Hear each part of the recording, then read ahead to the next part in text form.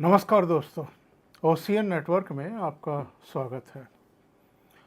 जो घटना पंजाब में हुई है, ख़ास तौर से पंजाब पुलिस ने जिस तरीके से नवभारत टाइम्स नाउ की रिपोर्टर भावना किशोर को गिरफ्तार किया है और गिरफ्तार भी किन धाराओं में किया है, इस पर एक बहुत गंभीर चर्चा का एक विषय है पूरे देश के लिए।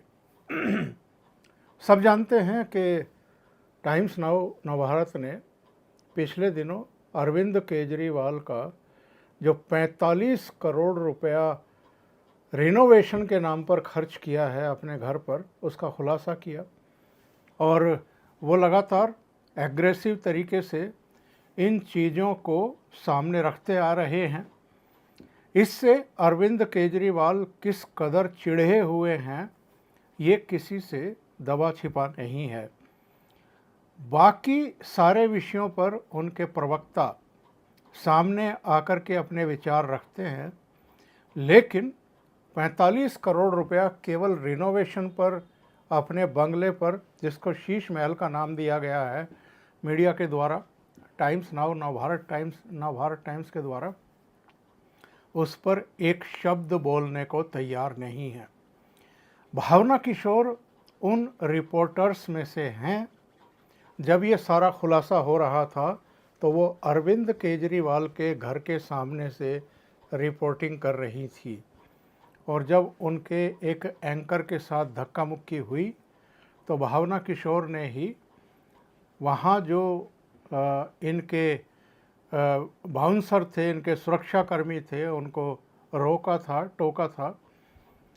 वो बात तो चलिए आई गई हो गई, लेकिन भावना किशोर अगर किसी गाड़ी पर सवार हैं और उसमें पिछली सीट पर बैठी हुई हैं, गाड़ी को कोई और चला रहा है, उस गाड़ी का अगर एक्सीडेंट हो जाता है तो आप पीछे बैठी हुई सवारी को कैसे डिटेन कर सकते हैं, कैसे गिरफ्तार कर सकते हैं और उस पर SC/ST एक्ट की धाराएं कैसे तामील कर सकते हैं।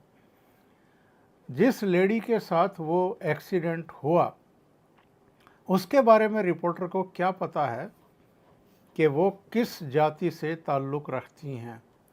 अगर कोई थोड़ी बहुत बहस हुई भी थी, और आम तौर पर जब हम सड़क पर जा रहे होते हैं तो इस तरह की छोटी मोटी दुर्घटनाओं के बाद बहस होना बहुत स्वाभाविक सी बात है, इसमें आश्चर्य का कोई विषय है नहीं। लेकिन अगर भावना किशोर की दुर्घटना में घायल हुई, हिट हुई महिला के साथ कोई कहा सुनी हुई भी थी, तो आप रोड एक्सीडेंट में SC/ST की धारा कैसे लगा सकते हैं। लेकिन भावना किशोर पर वो धाराएं लगाई गई। जिस पुलिसकर्मी ने, सब इंस्पेक्टर ने उनको गिरफ्तार किया, उनकी नाम पट्टिका भी नहीं लगी हुई थी, यानी बैज नहीं लगा हुआ था उनका, यानी छिपाया गया। और जो सूचनाएं times now Navbharat times they रहा है, उसके हिसाब से तो जब उनकी पत्रकार को गिरफ्तार किया गया तो वहाँ सादे कपड़ों में भी लोग थे जो कुछ दिशा निर्देश दे रहे थे। इसका मतलब ये है कि ये घटना पूरी तरीके से नियोजित थी, यानी गिरफ्तारी की घटना नियोजित थी। 6-7 घंटे तक तो यही नहीं बताया गया कि भावना किशोर को कहाँ ले जाया गया है, कहाँ रखा गया है। बाद में पता चला कि वो लुधियाना की सेंट्रल जेल में है। अभी सूचना मिल रही है कि कोर्ट ने उनको 14 दिन की न्यायिक हिरासत में भेज दिया है। तो आप इससे अंदाज़ा लगाइए कि हो क्या रहा है। जिस मीडिया की, जिस अभिव्यक्ति की स्वतंत्रता की ये लोग पैरोकारी करते रहे और अतीत में ये शो करते रहे कि हम अभिव्यक्ति की स्वतंत्रता के बहुत बड़े पैरोकार हैं, बहुत बड़े समर्थक हैं, और जो भी सरकारें थी उस समय, जब इनका आंदोलन शुरू हुआ तो कांग्रेस की सरकार थी। जब अन्ना हजारे के नेतृत्व में इन्होंने दिल्ली की सड़कों पर, अलग अलग शहरों की सड़कों पर तिरंगे लेकर के आंदोलन शुरू किया था, और जिसके गर्व से अरविंद केजरीवाल निकले थे एक्चुअल में, तब भी इन्होंने अभिव्यक्ति की स्वतंत्रता के काफ़ी मुनादी की थी। और जब नरेंद्र मोदी की सरकार बन गई 2014 में, उसके बाद से भी ये लोग लगातार, और जो इंडेक्स आते हैं इंटरनेशनली, उस पर भी ये लोग छाती पीटने वालों में सबसे आगे रहे हैं। ये भी वामपंथी भी, और जो एक इकोसिस्टम है वो भी। लेकिन अरविंद केजरीवाल के नेतृत्व वाली पंजाब सरकार और पंजाब पुलिस ने जिस तरीके से भावना किशोर को गिरफ्तार किया है, उससे ये साबित होता है कि अरविंद केजरीवाल अब उस मीडिया को सबक सिखाना चाहते हैं जो उनके कारनामों का भंडाफोड़ कर रहे हैं, जो उन्हें उजागर कर रहे हैं, जो इनकी असलियत है उसको सामने लेकर के आ रहे हैं। किस तरह की छवि इन्होंने बनाई थी, और बार बार कैमरों पर इन्होंने दावे क्या कर रखे हैं। इन्होंने कहा कि हम तो कट्टर ईमानदार हैं। जब सत्येंद्र जैन को गिरफ्तार किया गया, इन्होंने कहा कि साहब, चूँकि वो हिमाचल के प्रभारी बनाए गए थे और हिमाचल में विधानसभा चुनाव होने वाले हैं, तो इसलिए उनको गिरफ्तार करा लिया मोदी सरकार ने। इसके अलावा वो चूँकि मोहल्ला क्लिनिक बना रहे थे, और मोहल्ला क्लिनिक भी ऐसे बना रहे थे जो पूरी दुनिया के लोग देखने के लिए आ रहे थे और उससे प्रेरित हो रहे थे, तो मोदी जी चाहते हैं कि अच्छा काम हम लोग ना कर पाएँ, हमारे मंत्री ना कर पाएँ। फिर जब नई आबकारी नीति में घोटाले की जांच के परिणाम सामने आने के बाद सीबीआई ने इनके डिप्टी चीफ मिनिस्टर, इनके दाहिने बाएं हाथ मनीष सिसोदिया को गिरफ्तार किया, तो भी इन्होंने इसी तरीके से छाती पीटी कि हम तो कट्टर ईमानदार हैं जी, और अगर मनीष सिसोदिया बेईमान है तो फिर दुनिया में कोई भी ईमानदार नहीं है। मनीष सिसोदिया बहुत अच्छा काम कर रहे थे, और आपको याद होगा जब वो जिस दिन गिरफ्तार हुए और सीबीआई के मुख्यालय जा रहे थे, तो किस तरह के पोस्टर बैनर जो है वो सड़क के दोनों ओर लेकर के इन्होंने अपने कार्यकर्ताओं को खड़ा किया हुआ था, जिस पर लिखा हुआ था सैल्यूट शिक्षा मंत्री मनीष सिसोदिया। वो शिक्षा मंत्री के तौर पर तो गिरफ्तार नहीं किए गए थे, आबकारी मंत्री के हैसियत से उनको गिरफ्तार किया गया था, और चूँकि उन्होंने शराब घोटाला किया था, 100 करोड़ रुपया दक्षिण की एक कंपनी से थामने का उन पर आरोप था, इसलिए गिरफ्तार किया गया था।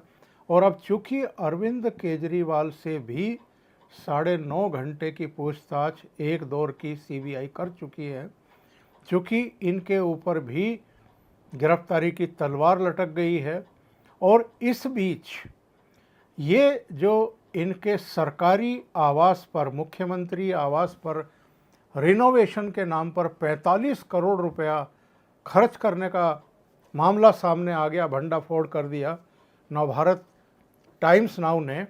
इसलिए अरविंद केजरीवाल अब मीडिया को धमकाने पर उतर आए हैं। बहुत सारी प्रतिक्रियाएं आ रही हैं, जूनियर सीनियर तमाम पत्रकारों ने आक्रोश व्यक्त किया है जिस तरीके से भावना किशोर को गिरफ्तार किया गया है, और एक तरीके से ये जो प्रेस की फ्रीडम है, जो आज़ादी है, उसका दमन करने का एक प्रयास है अरविंद केजरीवाल सरकार के द्वारा।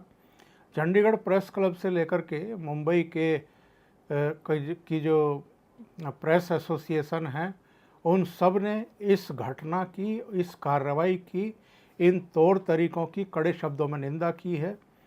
जानकारी तो ये मिल रही है कि पंजाब के राज्यपाल भी भावना किशोर को जिस तरीके से गिरफ्तार किया गया है, जिस तरह की धाराएं उन पर लगाई गई हैं, उसको लेकर के नाराज़ हैं। उन्होंने भगवंत मान सरकार से इस पर पूरी रिपोर्ट जो है वो तलब कर ली है। लेकिन ये एक बार फिर साबित हुआ है कि जो अरविंद केजरीवाल मीडिया को मैनेज कर रहे थे येन केन प्रकारेण, और इनके हर छोटे बड़े कार्यक्रम, इनकी प्रेस कॉन्फ्रेंस, हर एक का दिल्ली का मीडिया निर्बाध रूप से प्रसारण करता था, लाइव करता था। उस मीडिया में से कुछ पार्ट अगर अरविंद केजरीवाल की जो एक्चुअल में असलियत है, जब उसको सामने उसने रखना शुरू किया, तो अरविंद केजरीवाल की बौखलाहट किस कदर बढ़ी है, ये पंजाब में टाइम्स नाउ नवभारत की जो पत्रकार हैं भावना किशोर, उनकी गिरफ्तारी से साबित होता है।